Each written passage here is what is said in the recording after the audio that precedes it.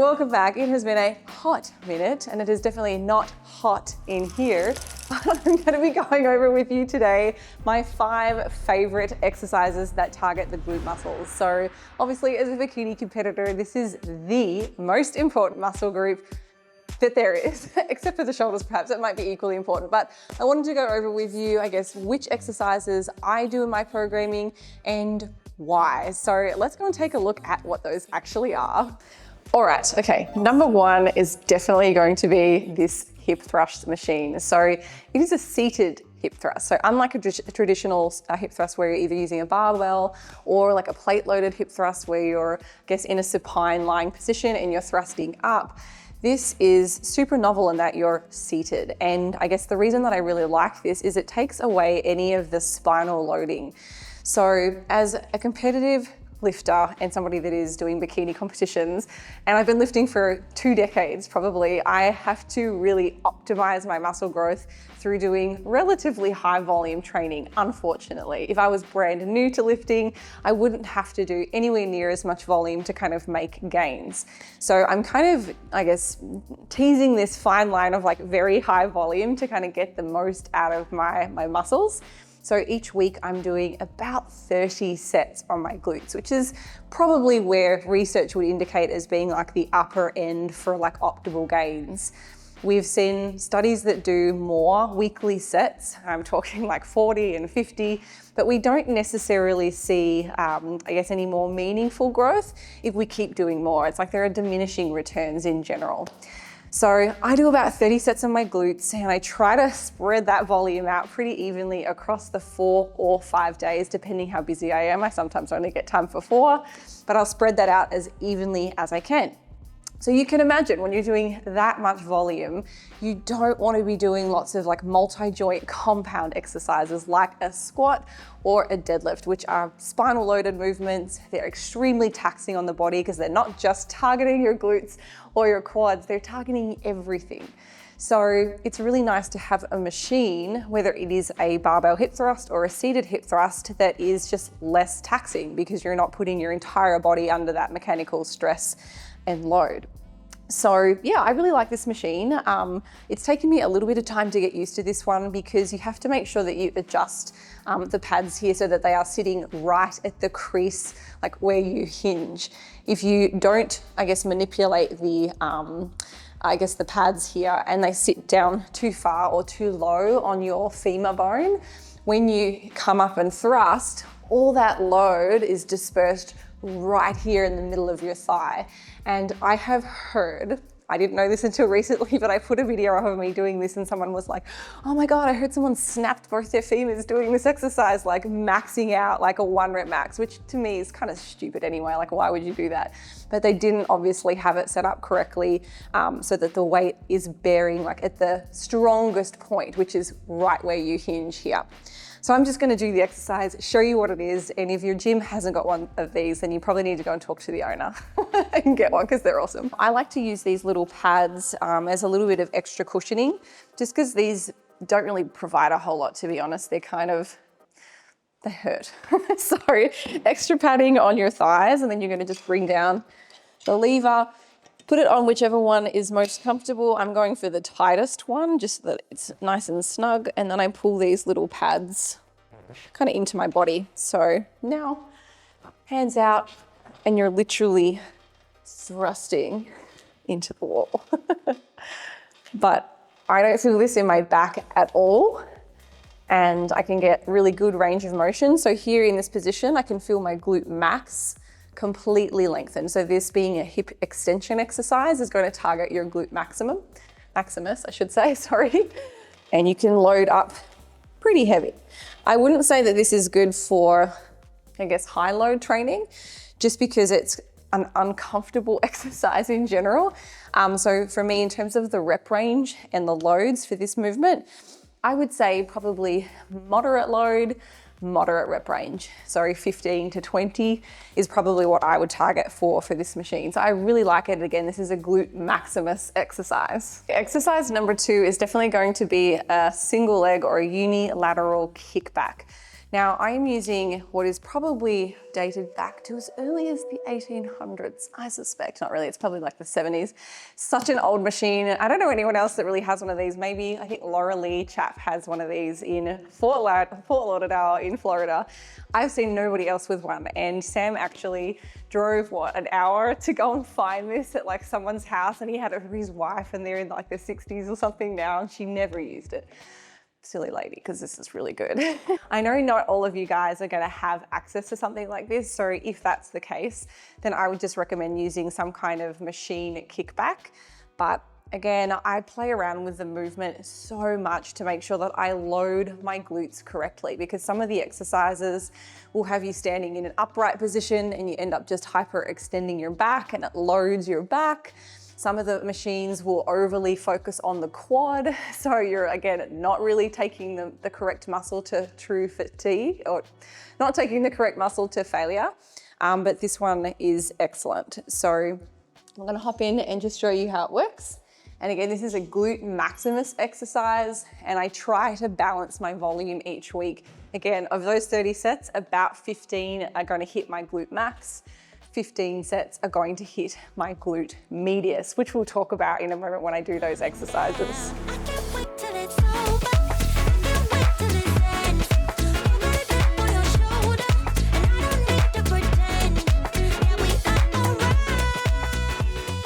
So the only thing that I don't particularly like about this, and we can probably play around with the design ourselves, but it doesn't have anywhere for you to kind of block your toe at the back.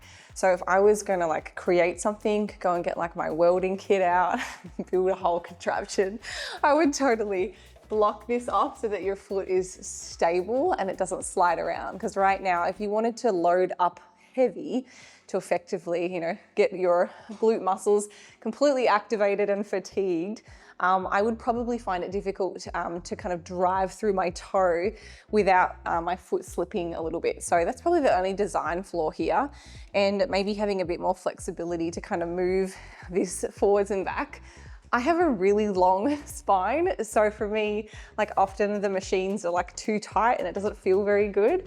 And then it ends up, again, misloading like where we're supposed to feel the exercise. So I kind of play around with like with the depth that I get in this movement so that I can, again, hit my glute max, but I love this exercise. Alrighty, okay, so if you don't have access to this 1950s beautiful kickback machine, luckily there are lots of alternatives. So like I was saying before, if you've got a machine, use your machines, but make sure that you play around with where you're positioning so that you can correctly hit your glute. But I've also got the cables here. So my favorite cable ankle attachment is by far this one. So it's got like this extra little strap at the bottom. So instead of just supporting you around, let me see if I can put this on. Instead of just supporting you around this part, which a lot of the bands or the cable attachments are just that, this extra strap that goes under the foot stops the ankle attachment from sliding up. And I know I've had those before, and what ends up happening is I have like the worst bruises, like from when I'm like kicking back, because the metal pieces end up like murdering my shins. So this is really great because it keeps that in a fixed position on your ankle. So over to the cable. Okay, cable glute kickback. A nice unilateral exercise. I love my unilateral exercises. This really gets to, I guess, fire up like each side individually, and it can help to identify whether you've got any imbalances in one side. If you do notice that you've got significant strength differences in one of your glutes, then I would actually recommend just performing more sets on the weaker side and just focusing on your strength specifically so that you can kind of bring them up so that they're equal. But what we're gonna do is pick, I guess, a weight, hopefully, that I can lift, get the cable attachment on, and ideally you want to have somewhere for you to put your hands and that you're in nice and close to the cable tower. Don't position yourself a long way from the cable because, again, you're kind of dispersing that load further from, I guess, your center of gravity, and that's going to mean that you are not as strong, and then you can potentially start to load up your lower back. So get nice and close to the cable tower, and then we're just going to kick back. And something else that I would highly recommend you guys do, I don't know whether I can do it with this particular style, but if you've got a regular cable, I would actually put the peg or sorry, the cable attachment at about knee height. And I say that because it will help to alleviate any of the pain that you might get in your knee. I know because I was doing that particular exercise quite a bit for a period while I was in my last prep because I didn't have access to like certain pieces of equipment. So I was doing the same exercise a lot. So it could potentially have just been like repetitive use, but I did find that it was significantly more comfortable when I had the bottom of the attachment kind of in line with just below my knee, but not down here. Oh. Yeah, that's much better. Okay, a little birdie just told me how to adjust this thing so it does move. Okay, so you can literally just lift this up. Who would have known? All right, so that's in a much better position now. So same thing, I'm getting nice and close to the cable tower. I probably don't have quite the right spot to hold on to, but either how, we're kicking back. Yeah, let me move this so I can hold on to it. There we go, that's so much better. Oh my God, every gym should have this. So notice I'm in like a really bent over position and I'm bringing my knee basically all the way back in. You can see here like my glute is completely stretched in this position. So that's taking it all the way through to the lengthened position into the most shortened position. And in my opinion, and again, based on most of the research that we have today, full range of motion training is probably an important part of superior muscle growth adaptation.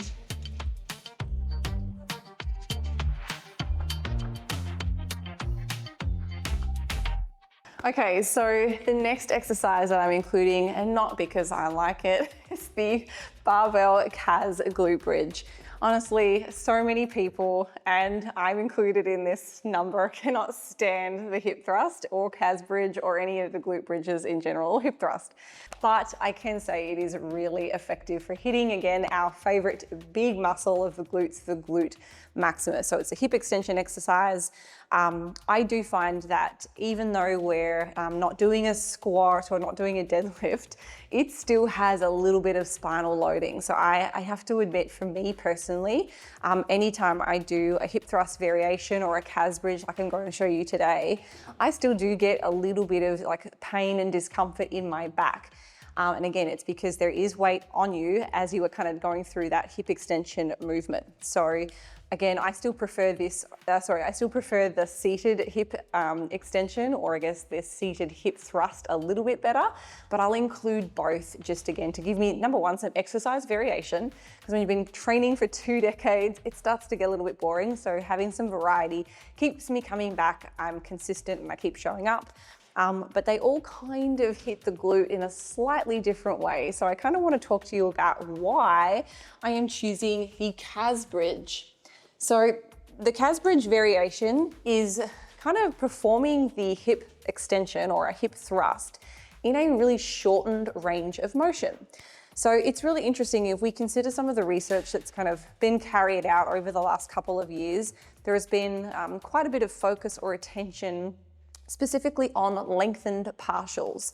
Now, I don't know, certainly that I am not aware of any studies at the moment that have looked at the glutes and lengthened partials and if it is a more favorable way to train.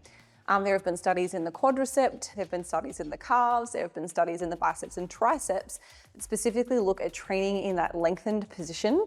But the results tend to be a little bit inconsistent, and it probably depends on the muscle group. So right now, I don't think that we can really say for sure that one, training in the lengthened position or the shortened position or full range of motion is better. We just don't have enough good data yet. And there is certainly no data, to my knowledge, that tests this on the glutes. So with that being said, I like to include a variety of different ranges of motion in my programming. And I personally, in this position, so in a supine position, doing a hip extension, I like it in the shortened muscle length position. I think it's because it just doesn't load my back because I'm only going through such a small range of motion. There's no point where I'm hyperextending my spine or that load is putting me in a compromised position. So I really like the CAS bridge because I'm in a shortened muscle length position. I get a really good squeeze at the top. All right, so I'm gonna use a slightly bigger pad. By the way, I've gotten all of these things on Amazon for like under $20. I have like 6 different shapes and sizes for all things. The back of my car is basically like, I don't know, a mini gym, but it really helps and makes a difference. So I used to use this one for like the machines at the gym because they already have a good amount of padding. But for the barbell and this thing, I don't know about that. It's very small. So again, one of the other downsides, I guess, of the barbell hip thrust is you can already see that the bar and the plates are off the ground. So that means that I am supporting that load. And if I start to get heavier, that's going to be really uncomfortable. So again, just another flaw, I think, in this exercise in general.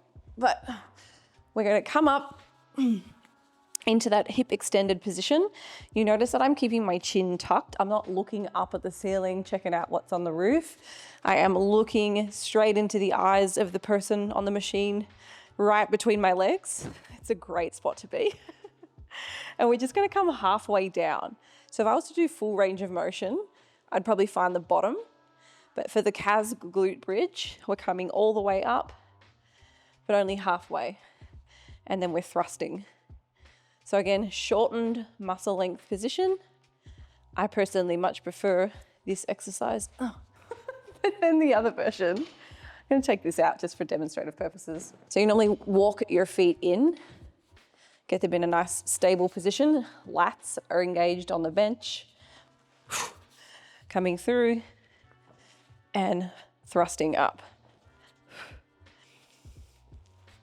And again, for the rep ranges for these, I like a moderate rep range with a moderate load. It is just my preference. I do want to say, you can also do, if you don't have access to a barbell, maybe you're traveling, maybe you don't have access to a hotel gym or anything like that, you can still do glute bridges or hip thrusts just using like a simple band. And I think there's been quite a bit of criticism on social media from various influencers. It happens all the time where I'll see people just say like, ditch the bands, like they're pointless. That's not entirely true. We have so many studies looking at low load training and really high repetitions where muscle growth response is really similar to the other group that did the traditional high load training. So where the rep ranges are, 10 to 15 repetitions per set. So you don't need to feel bad if you don't have access to heavier weights and machines. But what it will mean, unfortunately, is that the rep range is going to be quite high. Now, what I will say is if it takes you more than 3 minutes to get to failure, or I guess your load selection is less than 20% of a 1 rep max, that might be starting to borderline as not going to be effective for muscle growth. If you can work at like 30% of your 1 rep max or anything above that, that's a really good place to be. But again, I don't use that often just because it's so time consuming. Like, who wants to do 90 repetitions to get to failure? You can, and if you can successfully activate and fatigue all of the motor units within your muscle during that set, then you've done what you need to do for growth, but it's just not my favorite way to train. So with that being said, I'm gonna move over to, I guess, the bands. Hip extension would be another exercise that I would do if I didn't have access to the barbell. So same thing, coming down with my shoulder blades on the bench, keeping tension on that band. I might even use my small band, which has got a bit more resistance, but I would do the same thing, but I'd go full range of motion. Again, just to kind of help me get to fatigue a little bit faster, because if I'm working in the shortened position, you're generally a little bit stronger. So I can imagine for a glute band, since we're already going to have to do high rep ranges, I would probably want to include something that takes me all the way through to the full lengthened position. So this could be just as effective. You're just going to have to do a lot more reps.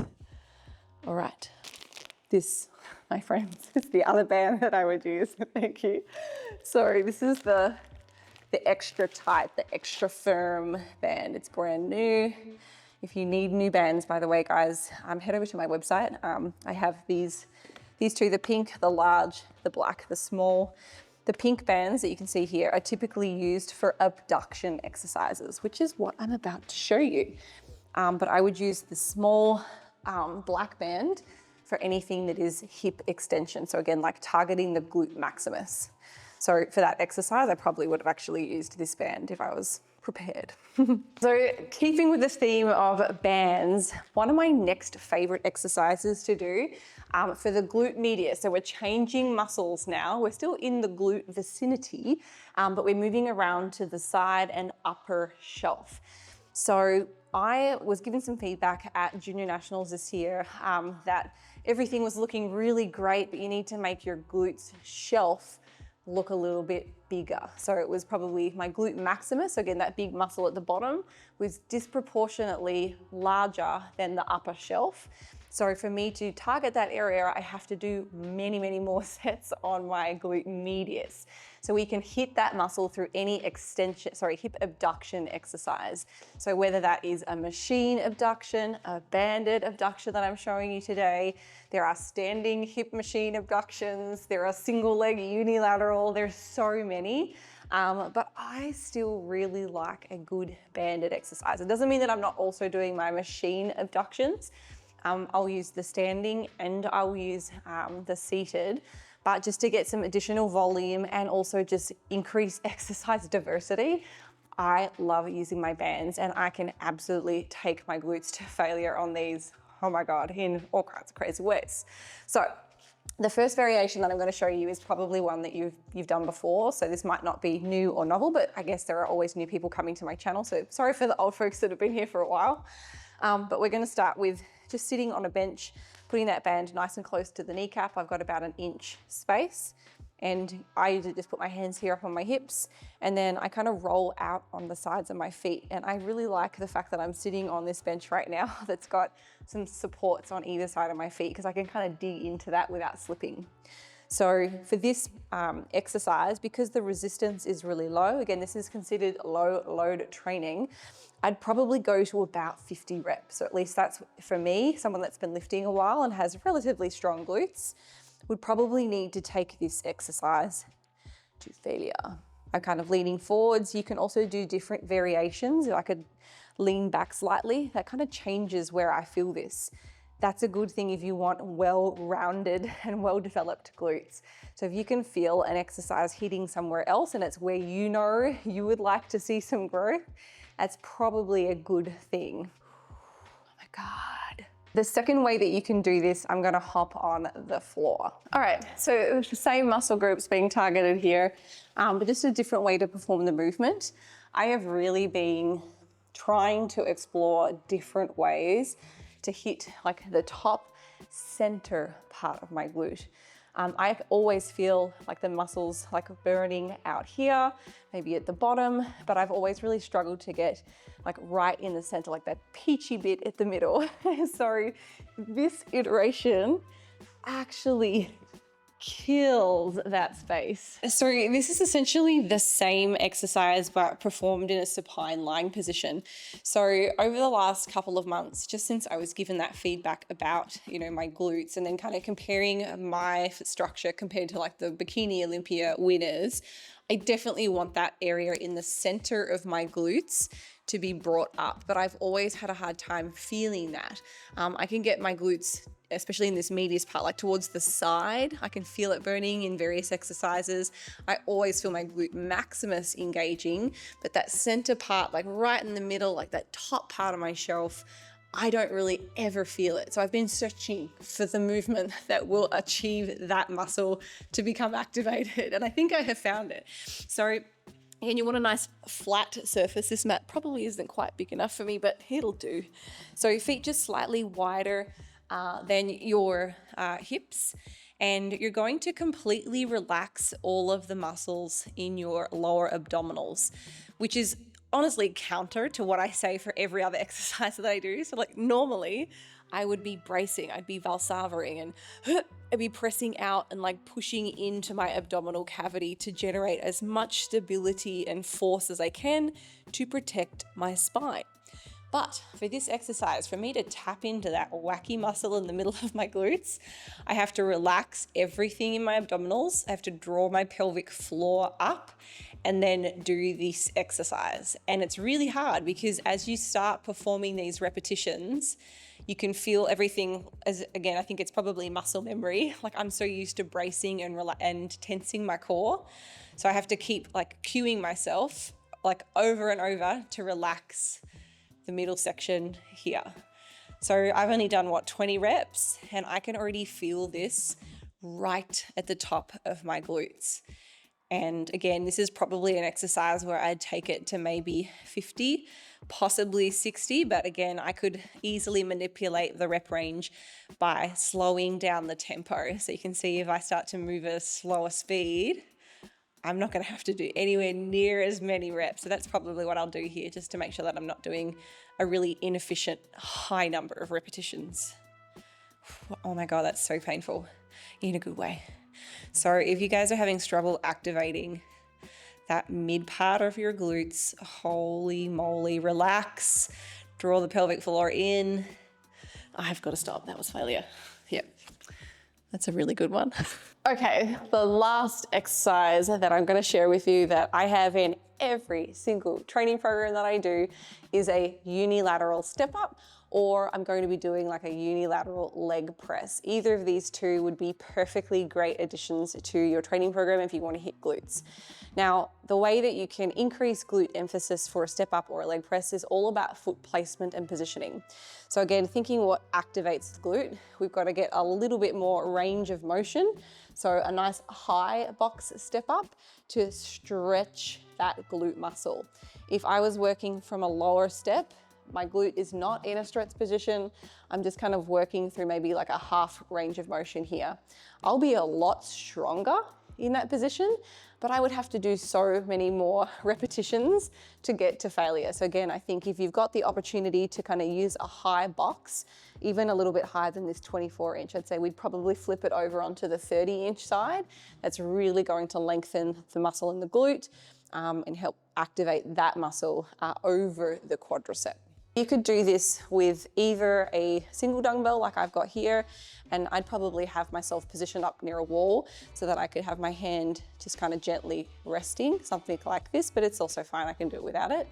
Or you could also use 2 dumbbells to kind of give you even loading. So I'd have both hands either side, and I'm going to keep my body positioned in this forward leaning position. And again, the only reason that I'm doing that is because I want to emphasize my glute, not my quad. If I come up tall, now that's putting the tension, all that load is in this area. If I lean forwards and I maintain that position, my glute is 100% working here. So again, single or double would be fine. And I'm not really, see, I can just hold myself and hover here. I'm really not letting that back foot come down and touch the ground properly. As the load gets heavier, so I've got quite a light dumbbell here, it's only 15 pounds, but usually I'd be using maybe 40s or 50s. In that case, I might have a little bit more of a pause between reps just to kind of stabilize. But the benefits there of not letting yourself rest is that you're increasing the time under tension on your glute. You want to get it to failure. So if you keep stopping and pausing between the rep, it's just, again, it's kind of easing off that tension and it becomes a bit easier. So yeah, minimal touch time. Alrighty guys, so that concludes all of my glute exercises that I include in my workouts. There are obviously many more as well that I haven't shown you, but I think these are some of my favorites that I have personally seen really good results with. Now, as far as programming and including these in your programs, one of the things that I would encourage you guys to do is use a wide variety of different exercises, rep ranges, unilateral, bilateral. Keep some variety in your program and you're kind of really covering all of your bases. So I typically have at least one compound glute exercise in every single program that I do. So 4 or 5 times a week, I'm either squatting, I'm either hip thrusting, I'm doing some kind of multi-joint exercise. And then I'm also going to include a unilateral exercise that targets my glutes. So either a kickback jack or a leg press, like I described before, maybe the step up here. And then I also include some bands as well because they're not as taxing on the body. You can isolate the muscle group with light training loads or low training loads, and they're just generally a little bit more comfortable and less taxing on your body. So that's it, guys. I hope that you found this super helpful. If you've got any questions, please drop me a comment, subscribe to my channel, and I'll see you in my next training video.